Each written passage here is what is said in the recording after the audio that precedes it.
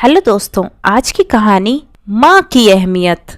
एक इमोशनल कहानी। संजय अब बड़ा हो गया था। पढ़ लिख कर अब उसकी एक अच्छी सी नौकरी एक शहर में लग गई थी। कुछ दिनों बाद उसके माँ बाप ने उसकी शादी एक सुंदर और सुशील लड़की से करा दी, जो कि वह भी नौकरी करती थी। अब संजय और पत्नी दोनों जॉब करते हुए एक साथ ही शहर में बस गए थे। कुछ दिनों पश्चात संजय के पिताजी अब इस दुनिया को छोड़कर चले गए, जिसके बाद उसकी माँ एकदम अकेली सी हो गई थी। कुछ दिनों बाद संजय अपनी माँ को अपने साथ रहने के लिए शहर ले आया। शहर आकर संजय और उसकी पत्नी दोनों जॉब के लिए चले जाते थे और संजय की माँ खुद को एकदम अकेला पाती थी। इस तरह उन्हें भी अच्छा नहीं लगता था, लेकिन एक माँ अपने बेटे की हमेशा खुशी ही चाहती है। सो धीरे धीरे वह शहर में रहना भी सीख गई थी। लेकिन संजय और उसकी पत्नी हमेशा अपनी माँ को समझाते रहते थे कि ऐसा मत करो, ये मत करो, मतलब कि वे अपने आगे माँ को गांव की एक तरह से गंवार ही समझते थे।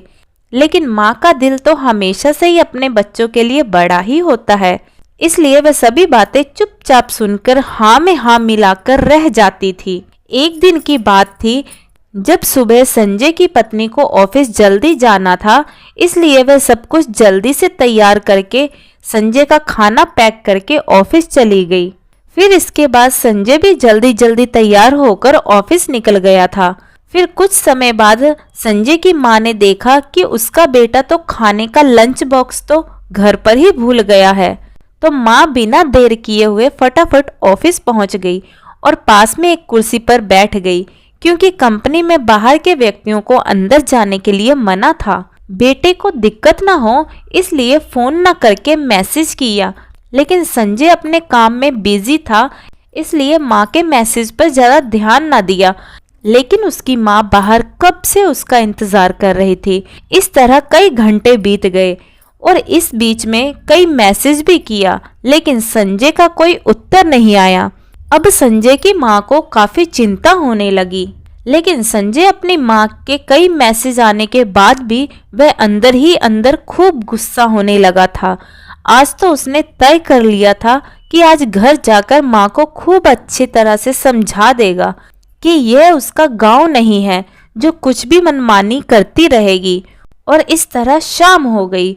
अब संजय घर जाने के लिए कंपनी के बाहर निकला तो देखा उसकी माँ तो यहीं खड़ी है, जिसे देखकर उसे बहुत गुस्सा आया। अब उसका गुस्सा सातवें आसमान पर था और बिना कुछ पूछे ही अपनी माँ को डांटने फटकारने लगा कि पहले आप घर में खाली बैठे बैठे मैसेज से परेशान करती रहती हैं और अब तो उसकी कंपनी में भी आ गई। आखिर यह उनका गांव नहीं है जो मनमानी करती रहेगी। यह सब सुनकर उनकी आंखों से आंसू आने लगे और किसी तरह उन्होंने अपने आप को संभाला और आंसू पोंछते हुए संजय की मां ने खाने का टिफिन संजय की ओर आगे बढ़ा दिया, जिसे देखकर संजय को अब समझते हुए देर ना लगी कि वह अपना खाना भूल गया था, जिसे माँ उसे देने के लिए आई थी। इसके बाद संजय की माँ बोली, बेटा भले ही तुम बड़े हो गए हो, बड़े शहर में रहने लगे हो, भले ही अच्छे बुरे की ज्यादा समझ आ गई हो, लेकिन मेरे लिए आज भी मेरा कलेजे का टुकड़ा ही हो, जिसे मैं बचपन से लेकर आज तक पालते हुए आ रही हूँ।